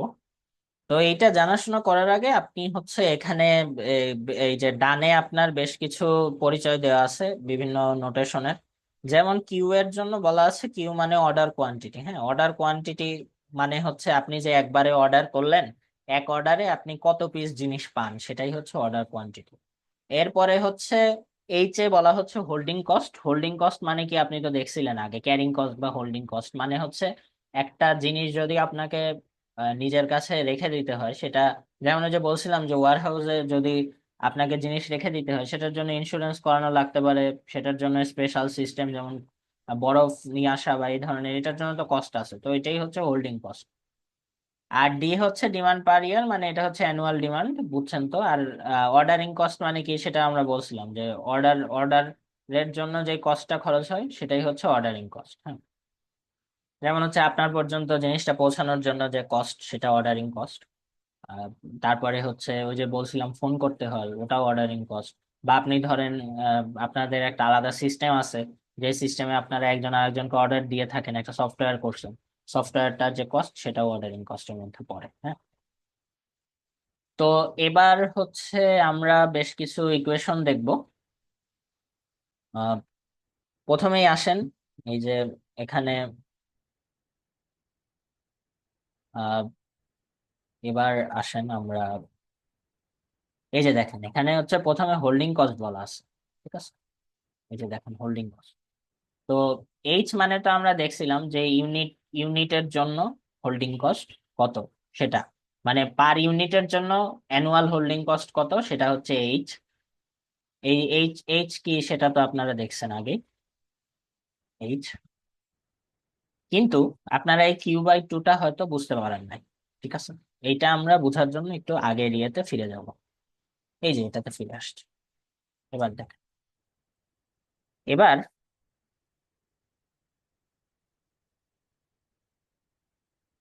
আপনি জাস্ট হচ্ছে এই যে এই এই যে ট্রায়াঙ্গেল আছে, এই ট্রায়াঙ্গেলটাকে কনসিডার করেন, এই যে এই পর্যন্ত, এই পর্যন্ত। তো এই যে ট্রায়াঙ্গেলটা আছে, আপনি হচ্ছে এই যে 0 থেকে 7 ডেজ পর্যন্ত, 0 থেকে 7 ডেজ পর্যন্ত আপনি আসলে এভারেজে কত ইনভেন্টরি ক্যারি করছেন, মানে এভারেজ বাদ দেন, আপনি টোটাল কত ইনভেন্টরি ক্যারি করছেন। এই এইদিকে তো কিউ, রাইট, এই যে এই অ্যাক্সিসে কিউ, আর এই অ্যাক্সিসে ধরেন ডেইজ, ডি, রাইট।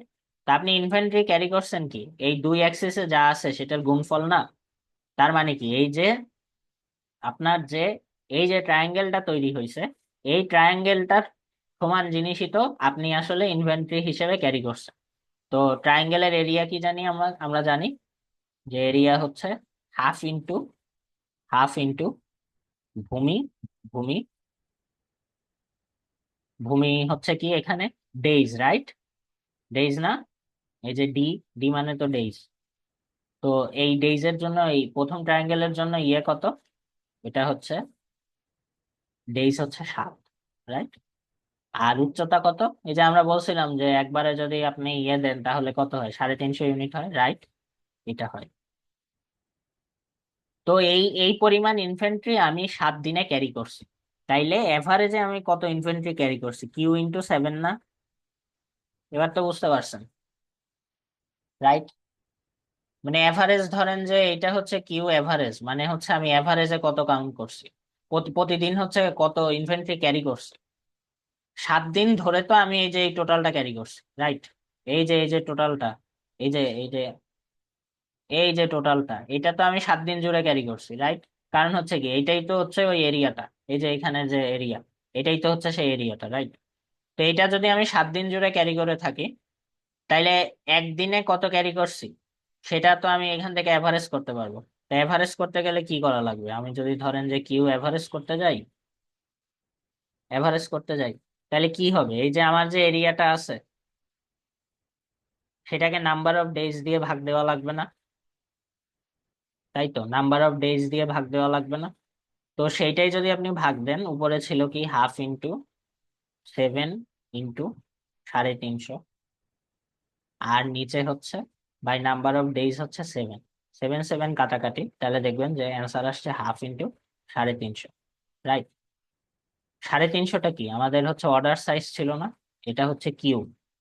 তার মানে কিউ এভারেজ হচ্ছে কি কিউ, কিউ এভারেজ হচ্ছে কি, কিউ এভারেজ হচ্ছে 1/2 × কিউ, রাইট। এটা কিভাবে আসছে এটা তো বুঝলেন। তো এবার এই জিনিসটাকে আমরা হচ্ছে পরের ইয়েতে ইউজ করব। এই যে এখানে, এই যে এবার এখানে দেখেন যে আমাদের এই যে Q/2 হচ্ছে, মানে এভারেজে প্রতিদিন মানে আমার হাতে, মানে এভারেজ ইনভেন্টরি কত, সেটা হচ্ছে Q/2। এটা তো কিভাবে কিউ/2 আসছে, এটা তো আমরা আপনাদেরকে দেখাইলাম যে এই কিউ/2টা কেন আসছে। কারণ হচ্ছে ওই যে ট্রায়াঙ্গেলের ওই জায়গা থেকে, ঠিক আছে। তো এইভাবে করেই আসছে আর কি, যে এই কিউ/2টা এইভাবে আসছে। আর একদিনে যদি মানে আমার তো এভারেজে প্রতি সময় এতগুলো ইনফ্যান্ট্রি আমার হাতেই থাকে, তাই না? প্রতি সময় আমার কিউ/2টা ইনফ্যান্ট্রি এভারেজে আমার থাকে, এটার সাথে আমি যদি হোল্ডিং কস্ট গুণ দিই, তাইলেই তো আমি হচ্ছে অ্যানুয়াল হোল্ডিং, মানে এটা যদি ইউনিটের হোল্ডিং কস্ট, এটা কিন্তু প্রতি ইউনিটের জন্য হোল্ডিং কস্ট, সেটা যদি গুণ দিই, তাহলে তো আমি টোটাল হোল্ডিং বা ক্যারিং কস্টটা পাওয়া যাইতে পারি, রাইট? তো এইটাই আর কি। এরপরে হচ্ছে আপনার অর্ডারিং কস্ট।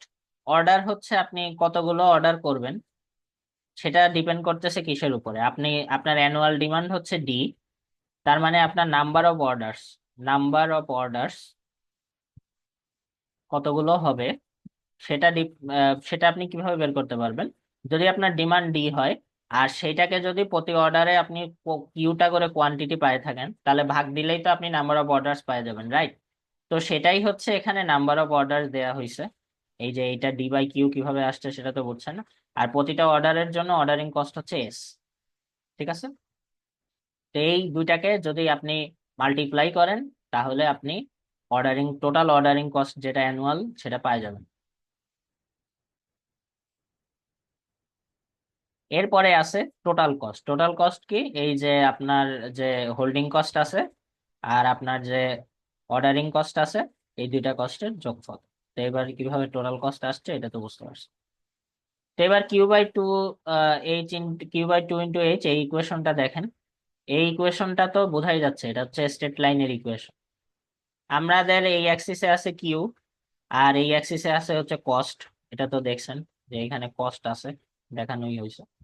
তো এই অ্যাক্সিসে যদি কিউ থাকে, এটা তো স্ট্রেট লাইনের ইকুয়েশন, বুঝতেছেন? এটা এটা এটা তো স্ট্রেট লাইনের ইকুয়েশন। মানে h/2 এটাকে যদি আপনি স্লোপ ধরেন, তাহলে কিউ তো হচ্ছে মানে এটা তো স্ট্রেট লাইনের ইকুয়েশন, রাইট? তাইলে এই যে দেখেন, এই যে এটা হচ্ছে স্ট্রেট লাইনের ইকুয়েশন, এটা হচ্ছে হোল্ডিং কস্ট বা অর্ডারিং কস্টের জন্য, এটা হচ্ছে সেই ইকুয়েশন।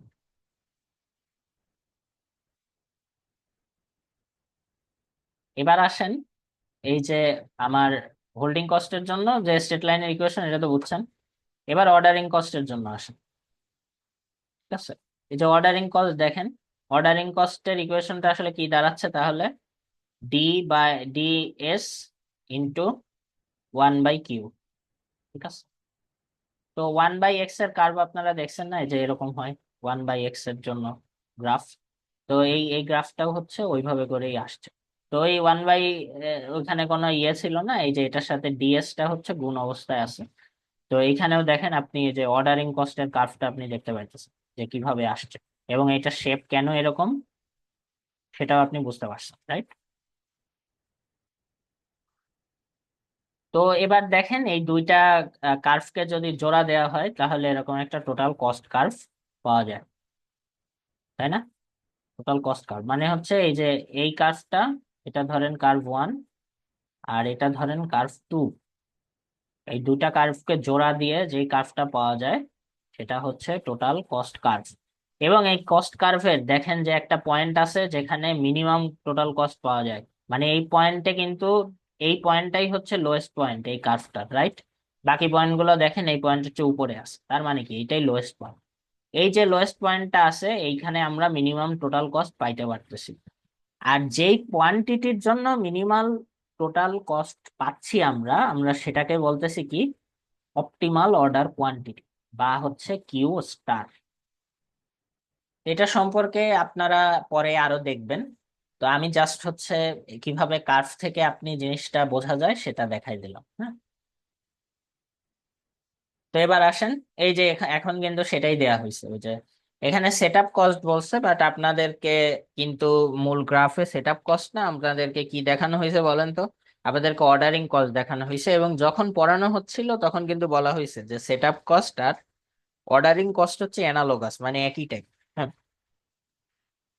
তো এই যে যে পয়েন্টটাতে টোটাল কস্ট, এই যে দেখেন এই যে এই পয়েন্টটাতে টোটাল কস্ট হচ্ছে লোয়েস্ট হচ্ছে, এই পয়েন্টটাকে আমরা বলতেছি ইও কিউ। মানে এইটাতে তো এই যে টোটাল কস্টটা তো লোয়েস্ট এই পয়েন্টটার জন্য, এটা তো আমরা দেখে আসছি, রাইট? এই পয়েন্টটা, এই যে এই পয়েন্টটার জন্য যে টোটাল কস্ট তো মিনিমাম, এখানে হচ্ছে মিনিমাম কস্ট পাওয়া যাচ্ছে না, মিনিমাম টোটাল কস্ট টিসি লিখলাম আমি, মিনিমাম কস্ট পাওয়া যাচ্ছে না।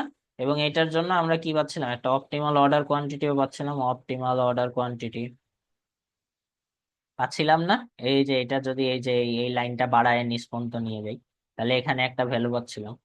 তো এই যে পয়েন্টটা যেটার জন্য মিনিমাম টোটাল কস্ট পাওয়া যাচ্ছে এবং অপটিমাল অর্ডার কোয়ান্টিটি পাওয়া যাচ্ছে, সেটাকে আমরা ইওকিউ বলতেছি, রাইট? ইওকিউ মানে কি? ইকোনমিক অর্ডার কোয়ান্টিটি, মানে যেইটার জন্য আপনার কস্ট সবচেয়ে লোয়েস্ট হয়, সেটাকে আমরা বলছি ইওকিউ। ঠিক আছে, ইকোনমিক মানে তো বুঝছেনই, আর অর্ডার তো বুঝছেনই, কোয়ান্টিটি তো বুঝছেন। তো এবার ডেফিনেশন দেয়া আছে, এখানে দেখেন বলা আছে যে the economic order quantity EOQ refers to the ideal order quantity a company should purchase in order to minimize its inventory costs such as holding costs, shortage costs and order cost। তো আমরা যেই ইয়েটা থেকে বের করছি, এখানে আমরা holding cost আর order cost consider করছি, শর্টেজ কস্ট কিন্তু কনসিডার করা হয়নি। কমপ্লেক্সিটির বেশি হয়ে যাইতে পারে, সেটা অ্যাভয়েড করার জন্য আপনাদের লেভেল থেকে শর্টেজ কস্টটা কিন্তু কনসিডার করা হয়নি, হ্যাঁ। তো আমরা এই যে ইওকিউ বের করলাম, এখানে বেশ কিছু অ্যাজাম্পশন ছিল। তো সেই অ্যাজাম্পশন গুলো দেখেন, প্রথম অ্যাজাম্পশন হচ্ছে only one product is involved. আমরা কিন্তু বলি নাই যে ইওকিউটা মাল্টিপল প্রোডাক্টের জন্য, হ্যাঁ, আমরা জাস্ট একটা সার্টেন প্রোডাক্টের জন্য আমরা এটা বাইর করছি। আর annual demand requirements are known. আপনারা ওই যে ডি দেখছিলেন না, ডি তো আপনাদেরকে আগে থেকেই জানতেছিলেন, তো ওইটা হচ্ছে annual demand requirements are known. তারপরে কি, demand is spread evenly through out the year, মানে কি আপনি জানতেছেন যে প্রতিদিনই 50টা করে কোয়ান্টিটি হচ্ছে আপনার খরচ হয়, মানে বিষয়টা এরকম না যে সপ্তাহের প্রথম দিন 50টা হয়, পরের 2 দিন আবার 100টা হয়, পরে আবার একদিন হয়ই না, এরকম না। আমরা ধরে নিচ্ছি যে আমাদের যে ডিমান্ড আছে এবং সেটা যে কনজাম্পশনটা আছে, কনজাম্পশনটা হচ্ছে প্রতি প্রতি সময় হচ্ছে কনস্ট্যান্ট থাকে, মানে প্রতিদিনই সেম অ্যামাউন্ট করে বিক্রি হয় বা কনজিউম হয়। Lead time is known and constant. Lead time মানে কি, মানে হচ্ছে আপনি প্রতি সময়ই জানেন যে অর্ডার করার পরে 2 দিনের ভেতরেই আপনার কাছে জিনিসটা পৌঁছে যাবে, হ্যাঁ। মানে এটা এমন না যে এক সময় 2 দিন লাগে, এক সময় 3 দিন লাগে, এক সময় 0 দিন লাগে, এক সময় 4 দিন লাগে। তখন হচ্ছে আমাদেরকে একটা প্রবাবিলিস্টিক সিস্টেম কনসিডার করতে হতো, সেটা তো আমরা এখানে করছি না। আমরা সেটা ডিটারমিনিস্টিক ওয়েতে সলভ করার জন্য আমরা ধরে নিচ্ছি যে লিড টাইম হচ্ছে নোন এবং সেটা কনস্ট্যান্ট, হ্যাঁ। তারপরে each order is received in a single delivery, এটার মানে কি, আমরা হচ্ছে একটা ডেলিভারিতে ধরেন আমি 350 অর্ডার, 350 পিস পাই। তো ওই 350 পিস আমাকে একসাথে ডেলিভার করা হয়, এরকম না যে প্রথম দিন 170টা দিয়ে পরের দিন আবার হচ্ছে 180টা দিতে দোকান ওই সাপ্লায়ার চলে আসে না। সে যখন সাপ্লাই দেবে একসাথে আমাকে 350 পিসই সাপ্লাই দেবে। ঠিক আছে। তারপরে হচ্ছে দেয়ার আর নো কোয়ান্টিটি ডিসকাউন্ট, তার মানে কি, যে আপনি যদি 300 পিস কেনেন তাতেও প্রতি পিসের দাম যা পড়বে, যদি আপনি 500 পিস কেনেন তার জন্য প্রতি ইউনিটে মানে কস্ট আপনার সেম হবে, হ্যাঁ, সেটাই বলা হচ্ছে যে দেয়ার আর নো কোয়ান্টিটি ডিসকাউন্ট, মানে আপনি যদি বেশি কেনেন তার জন্য আপনাকে কোনো ডিসকাউন্ট দেওয়া হবে না, মানে আপনার ইউনিট প্রতি কস্ট কমে যাবে না, হ্যাঁ, এটাই। তো আমরা ইওকিউটা আমরা গ্রাফে দেখছিলাম যে কিভাবে কোন পয়েন্টটা ইওকিউ, সেটাকে ম্যাথমেটিক্যালি যদি প্রুফ করা লাগে, তার মানে কি, আপনাকে যদি ওইটা তো মিনিমাম পয়েন্ট আমরা বের করার জন্য কি জানি করি, আমরা হচ্ছে ফার্স্ট ডেরিভেটিভ নিই না, তো সেটাই বলা হয়েছে যে ডিডিকিউ অফ টোটাল কস্ট। আপনারা দেখছিলেন না যে এক্স অ্যাক্সিসে কি ছিল, এক্স অ্যাক্সিসে কি ছিল, এক্স অ্যাক্সিসে এই যে অর্ডার কোয়ান্টিটি ছিল না, তো এটা তো কিউ, রাইট? এই যে কিউটা, এই যে কিউ, এটা ছিল। তার মানে আপনি যদি অপটিমাল অর্ডার কোয়ান্টিটিটা বাইর করতে চান, এটাকেই তো আমরা ইও কিউ বলতেছি আর কি। তো এটা যদি বের করতে চান, তার মানে কি, অর্ডার কোয়ান্টিটির রেসপেক্টে আপনাকে ডেরিভেটিভ নিতে হবে, ফার্স্ট ডেরিভেটিভ। তো সেটাই হচ্ছে এখানে করা হয়েছে আর কি, যে D Q of total cost. এরপরে দেখেন টোটাল কস্ট তো আমরা আগে দেখে আসছি, সেটা এখানে বসাই দেওয়া হয়েছে। এই ইকুয়েশনটা আসার আগে আমি আপনাদের হচ্ছে, আপনারা ক্যালকুলাস পড়ে আসছেন যদিও, তো আমি তারপরে হচ্ছে ইয়েটা লিখে দিই। আপনারা এর আগে দেখছিলেন না যে হচ্ছে ডি ডিএন অফ হচ্ছে DD x of x to the power N কি ছিল, N into x to the power n-1 ছিল না? এটা তো আপনারা জানেন, রাইট? এই যে এই ইকুয়েশনটা আপনারা জানেন তো। তো এই যে এইটা যদি ইয়ে করেন, এখানে কিউ এর পাওয়ার হচ্ছে 1, কিউ এর পাওয়ার যদি 1 হয় তাইলে এইটা h/2 কেন আসছে সেটা তো ডেফিনেটলি বুঝতে পারছেন। আর এইটা কি, এখানে কিউ এর পাওয়ার হচ্ছে 2, আর ডিএস তো হচ্ছে কনস্ট্যান্ট, রাইট? তো কিউ এর পাওয়ার এখানে হচ্ছে মাইনাস কত, -1। তো এইখানে দেখেন এই যে এই জন্য হচ্ছে কিউ স্কোয়ার, মানে এটা হচ্ছে -2 হয়ে গেছে। আর -1টা ওই যে সামনে চলে আসছে, এই যে এন সামনে চলে আসার জন্য এই যে দেখেন মাইনাস হয়ে গেছে। কারণ হচ্ছে এই যে এখানে -1টা তো সামনে চলে আসছে, তাই? তো এটা তো বুঝতে পারছি, এই ইকুয়েশনটা কেমন কিভাবে আসছে। তো এইটার পরে এই যে এটাকে জাস্ট হচ্ছে আমি এই সাইড চেঞ্জ করে ইয়ে করে দিছি। তো এইটাই হচ্ছে আমাদের ইওকিউ বা ইকোনমিক অর্ডার কোয়ান্টিটি বা অপটিমাল অর্ডার কোয়ান্টিটি বের করার ইকুয়েশন। হ্যাঁ, এইখানে ডি কি? ডি হচ্ছে অ্যানুয়াল ডিমান্ড, এস কি? এস হচ্ছে অর্ডারিং কস্ট পার অর্ডার আর কি। হ্যাঁ, পার অর্ডারের জন্য অর্ডারিং কস্ট। আর এইচ কি? এইচ হচ্ছে আপনার হোল্ডিং কস্ট পার ইউনিট, যেটা হচ্ছে annual holding cost per unit. হ্যাঁ, তো এবার দেখেন আমরা কিছু ম্যাথ করব। ম্যাথ করবার জন্য আমাদের খুব বেশি কিছু দরকার হবে না, আমরা অলরেডি অনেক কিছু কনসিডার করে আসছি আগে। তো এখানে দেখেন আমাদের approximately 9600 steel belted radial tyres of certain size and thread design, এটা হচ্ছে আমার অ্যানুয়াল ডিমান্ড। এই যে 9600 আমরা দেখলাম, এই 9600টা কি? এই যে 9600, এই 9600 হচ্ছে আমার ডি। ঠিক আছে, এরপরে কি বলা আছে? এরপরে বলা আছে যে সিট বেল্ট থ্রেডের design annual carrying cost is 16 per tyre tyre. তার মানে কি এটা আমার এইচ। ঠিক আছে, এটাই এইচ। তো স্মার্ট বোর্ডে অনেক ধরনের সমস্যা হচ্ছে, বুঝছেন, আমি ইউজ টু না তো। তো আমি বোর্ডটাও ইভেন ফ্রেন্ডের কাছ থেকে নিয়ে আসছি। তো আপনাদের এই লেখা দেখে এদিক সেদিক চলে গেছে, তো এটা আপনারা একটু বুঝে নেবেন, হ্যাঁ, মাইন্ড করবেন না। আর অর্ডারিং কস্ট হচ্ছে এই যে 75 পার অর্ডার। তো এইটা কি? এইটা হচ্ছে ওই যে কি বলেন তো, এটা এটা হচ্ছে এস। ঠিক আছে, আর এই 288 দিন যে পার ইয়ারে অপারেট করে, এটা আমরা একটু পরে দেখতেছি। তো আমাদেরকে কি কি বাইর করতে বলছি? ইও কিউ। তো আমাদের ইও কি এর ইকুয়েশন কি ছিল জানি? এখানে দেখে আসেন, √2 DSH, √2 DSH, রাইট? আপনি ডি জানেন, এস জানেন, এইচ জানেন। এটা বের করতে আপনার কিছু লাগবে। তার মানে হচ্ছে how many Times per year does the store reorder. তার মানে আপনি কতবার হচ্ছে নাম্বার অফ অর্ডার্স। এটা কিন্তু আমরা আগেই দেখে আসছিলাম। এটা কি জানি ছিল? এটা ছিল হচ্ছে ডি বাই কি? এই যে ইও কিউ যে ইকুয়েশনটা ছিল, Q Q Q Q star বের করতেছিলেন না? এটা ডি বাই কিউ স্টার। মানে আপনি বছরে আপনাকে কতবার অর্ডার করতে হবে, প্রতিবারে যদি ধরেন যে আপনাকে 300টা করে দেয়, তার মানে আপনি যদি 9600টা আনা লাগে, তার মানে কি 9600/300, তার মানে কি 32 বার আপনাকে অর্ডার করা লাগবে আর কি। ঠিক আছে, এইটা হচ্ছে এখানে বাইট করবেন। আর length of an order cycle, আর এই অ্যানুয়াল কস্ট তো আপনি পারবেনই। ওই যে আমরা এই যে দেখছিলাম Q/2H, এই যে এখানে এখানে যেটা দেখছিলাম, এই যে T/+T/QS, এটা তো পারবেনই, রাইট? এটা তো পারবেনই ভাই।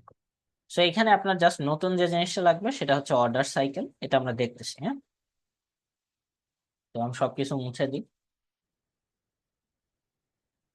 তো এবার দেখেন যা যা দেয়া আছে সেটা দেয়া হয়েছে গিভেন দ্যাট বলে। তো এরপরে প্রথমটা আমরা তো বলেই আসলাম যে এখানে আপনার সব গিভেন, হ্যাঁ, আপনি জাস্ট অঙ্ক করে দিবেন, আপনার শেষ কাজ। এরপর হচ্ছে number of orders per cycle, এটাও আপনাকে আমি বুঝাই আসলাম। তো এখান থেকে এই এই 300টা কিন্তু এই 300টাকে কিন্তু ইউজ করবেন। হ্যাঁ, মানে আপনি অর্ডার সাইজ বা কোয়ান্টি অপটিমাল অর্ডার কোয়ান্টিটি যে বের করলেন সেটাকে হচ্ছে এই যে এই ম্যাথে কিন্তু সেটা ইউজ হয়েছে। হ্যাঁ, এই যে 300টা ওইখান থেকে আসছে।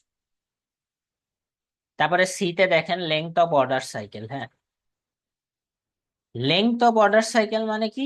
একবার অর্ডার দিয়ে আপনি কয়দিন চলতে পারেন।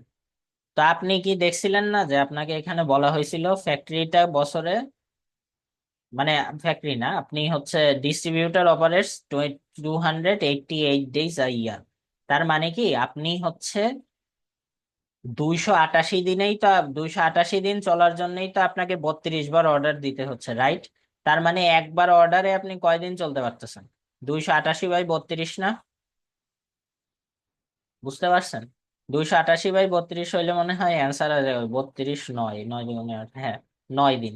তো এইভাবেই 9 দিনটা আসছে। ঠিক আছে, এখানে অনেক কাহিনী টাহিনী করে বের করছে। আমি আপনাকে ইজিলি বুঝাই দিলাম, মানে হচ্ছে আপনি 288 দিন চলবার জন্য আপনাকে তো 32 বার অর্ডার করতে হচ্ছে, রাইট? 32 বার অর্ডার করে আপনি, বছর যদি 365 হইতো তাহলে, মানে বছরে যদি প্রতিদিনই খোলা থাকতো তাহলে এটা 365 হইতো। বাট এটা তো প্রতিদিন খোলা থাকে না, এটা 288 দিন ধরেন ডিস্ট্রিবিউটার অপারেট করে। তার মানে 288 দিন অপারেট করার জন্য আপনাকে 32 বার অর্ডার দিতে হয়, তাইলে একবার অর্ডারে আপনি কয়দিন যাইতে পারেন? 288/32 না? এটা তো বুঝতে পারছেন, রাইট? 9 দিন কিভাবে হয়। তো এটা এভাবে করে করে দিবেন। আর এই যে টোটাল কস্টের ইকুয়েশন তো আপনারা জানেন, এই যে এটা দেখাই আসছে, এবং এই প্রত্যেকটা কোয়ান্টিটি কেন হয় সেটাও দেখাই আসছে আমরা। ডি/কিউ বলেন বা ইয়ে বলেন, এগুলো কেন হয় প্রত্যেকটা দেখে আসছে। এখান থেকে আপনি বের করে দেবেন, এই যে দেখবেন যে টোটাল 4800 আসছে। তো এভাবে করে এই ম্যাথটা সলভ করে ফেলবেন, আশা করি আপনারা পারবেন। না পারলে তো আমি আছি। এরপরে হচ্ছে আরেকটা প্ল্যান দেওয়া আছে এখানে, হচ্ছে আপনার এই যে 3600 হাই ডেফিনেশন সিকিউরিটি ক্যামেরা বলা আছে। তার মানে এইটা কি? আপনার এই যে দেখেন এইখানে আপনার কি দেওয়া আছে, এটা হচ্ছে আপনার ডি দেওয়া আছে কিন্তু। এরপরে দেখেন $180 হচ্ছে আপনার, এটা হচ্ছে পারচেস করে, রাইট? তা আমাদের কোথাও কি আমরা পারচেজিং যে ইয়ে পার ইউনিটের যে পারচেজিং কস্ট, সেটা কি আমরা কনসিডার করছি কখনো? সেটা কিন্তু করি না। বাট এখানে দিছে কেন? অবভিয়াসলি কোনো একটা এইম নিয়েই দিছে, রাইট? অর্ডারিং কস্ট দেওয়া আছে, তার মানে এটা কি? এটা হচ্ছে আপনার S. And annual carrying costs আর 20% অফ দ্য পারচেস প্রাইস। দেখছেন, মজাটা করে দিছে এইখানে, যে আপনার যে পারচেস প্রাইস 3600টার জন্য কত? 3600 × 1800 না, এটা আপনার পারচেস প্রাইস। ক্যারিং কস্ট এইটা কিন্তু পার ইউনিটের জন্য। হ্যাঁ, এটা এইচ এর জন্য, annual carrying cost per unit. এটা হচ্ছে এইচ। এইচ বের করার জন্য আপনাকে প্রাইসের 20% হচ্ছে এইচ এর সমান, রাইট? এটা হচ্ছে ওইভাবে করে বের করবেন। আর ডি তো দেখছেন সরাসরি দেওয়া আছে, এসও সরাসরি দেওয়া আছে। তারপর সেখান থেকে আপনি কিন্তু কিউ নট বের করতে পারবেন। হ্যাঁ, কিউ নট যদি আপনি বের করতে পারেন, তারপরে কি আপনি টোটাল কস্টের ফর্মুলা জানেন, সেটা এখানে বসায় দেবেন। এই 100 এই যেভাবে করে বসায়, এটা আপনি এইভাবে বের করতে পারেন। তো আপনাদের প্রথম সিটি হচ্ছে এই পর্যন্তই। তো আশা করি সবাই এইটা ভালোভাবে বুঝতে পারবেন এবং ভালোভাবে পরীক্ষা দেবেন। ঠিক আছে, থ্যাংক ইউ।